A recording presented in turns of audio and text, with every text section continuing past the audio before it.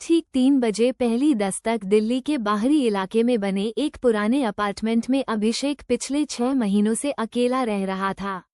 वो एक software engineer था और अक्सर देर रात तक काम करता था। उस रात भी कुछ ऐसा ही था। घड़ी में रात के 2:58 हो रहे थे। लैपटॉप बंद करके वो बिस्तर पर लेटा ही था कि अचानक ठक ठक ठक मुख्य दरवाजे पर किसी ने धीरे धीरे 3 बार दस्तक दी। अभिषेक ने मोबाइल उठाकर समय देखा। रात के 3 बजे। उसे लगा शायद किसी पड़ोसी को मदद चाहिए होगी। वो दरवाजे के पास गया। डोर आई से बाहर देखा। गलियारा पूरी तरह खाली था। सिर्फ टिमटिमाती हुई एक पीली लाइट जल रही थी। उसने दरवाजा खोला। बाहर कोई नहीं था। पूरे फ्लोर पर अजीब सी खामोशी पसरी हुई थी। वो वापस कमरे में आ गया। शायद किसी बच्चे की शरारत होगी, उसने खुद को समझाया। लेकिन जैसे ही बिस्तर पर लेटा, फिर वही आवाज आई, ठक ठक ठक। इस बार दस्तक पहले से ज्यादा साफ थी। उसका दिल तेजी से धड़कने लगा। वो दोबारा बाहर निकला।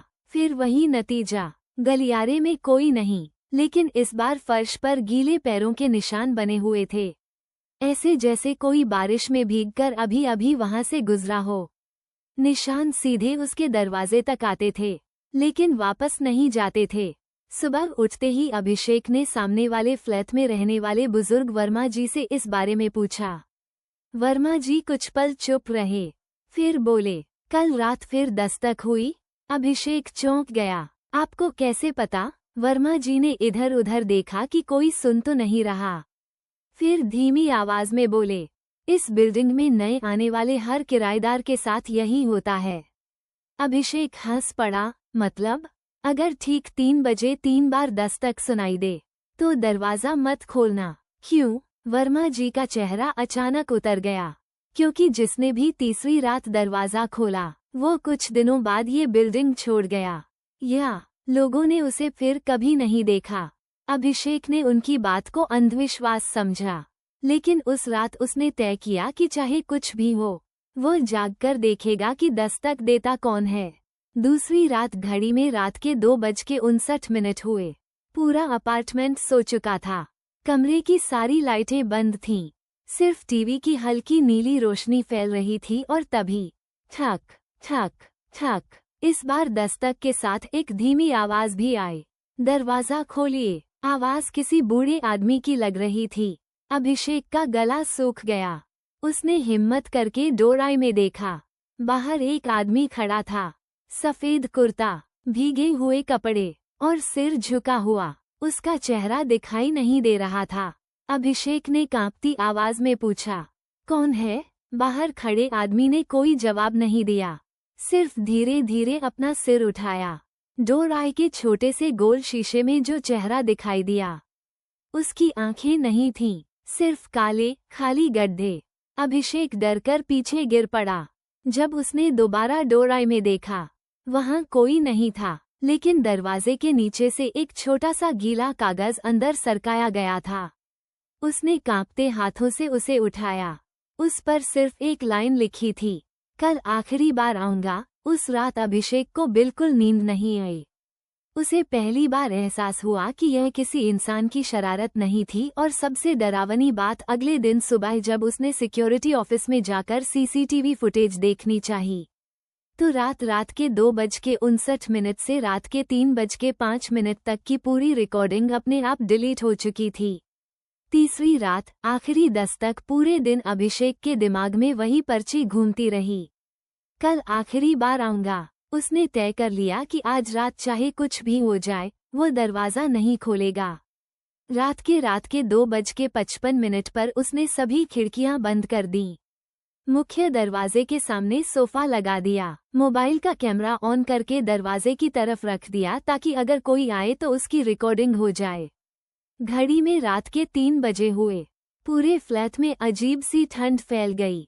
फिर ठक ठक ठक, पहले जैसी ही 3 दस्तक, लेकिन इस बार दरवाजे के बाहर से किसी के रोने की आवाज भी आ रही थी।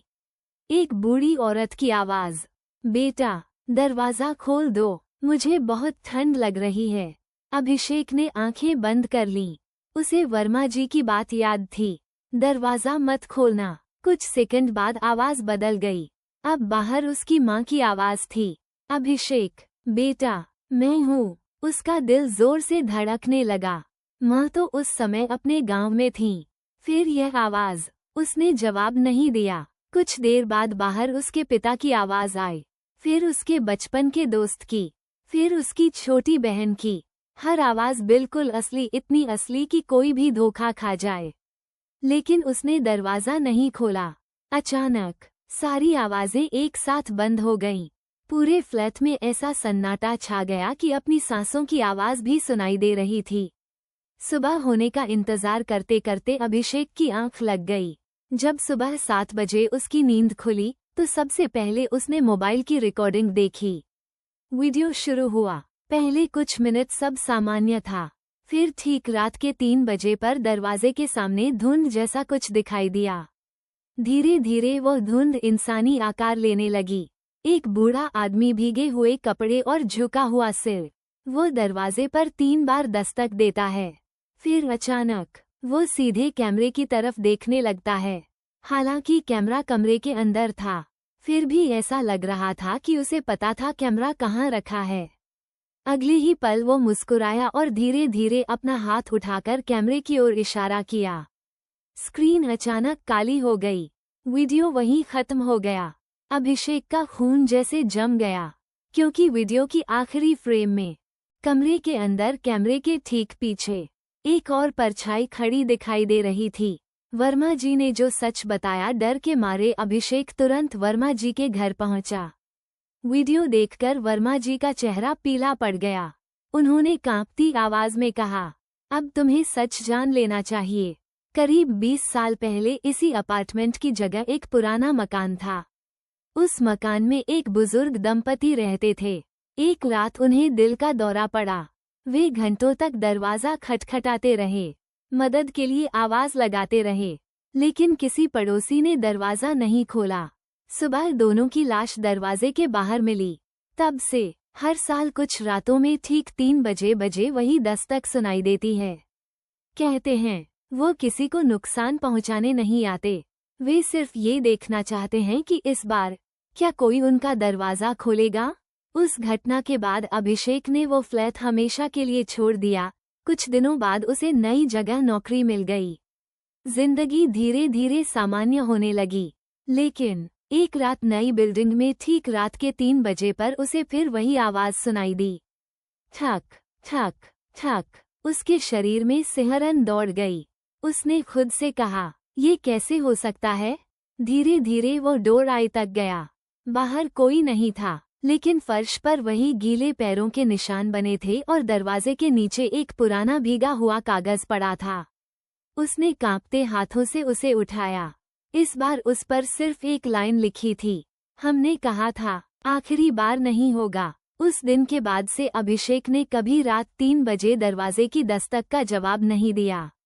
लेकिन आज भी हर नई जगह, हर नया घर और हर नई रात ठीक 3 बजे कोई उसके दरवाजे पर धीरे धीरे 3 बार दस्तक जरूर देता है। ठक ठक ठक। अगर ठीक रात 3 बजे आपके दरवाजे पर लगातार 3 बार दस्तक सुनाई दे और डोर में देखने पर बाहर कोई न दिखे, तो क्या आप हिम्मत करके दरवाजा खोलेंगे? अगर इस हॉरर स्टोरी इन हिंदी ने आपको अंत तक डर और सस्पेंस का एहसास कराया तो नीचे कमेंट में जरूर बताइए, क्या आप ऐसी रहस्यमयी दस्तक का सामना करेंगे या बिना जवाब दिए पूरी रात दरवाजा बंद रखेंगे? ऐसी ही नई real horror story in Hindi, भूत प्रेत की कहानियाँ, चुड़ैल की कहानियाँ और सस्पेंस से भरी डरावनी कहानियाँ पढ़ने के लिए हमारे ब्लॉग को सब्सक्राइब करें। हर सप्ताह हम एक नई, अनोखी और दिल दहला देने वाली हॉरर स्टोरी लेकर आते हैं।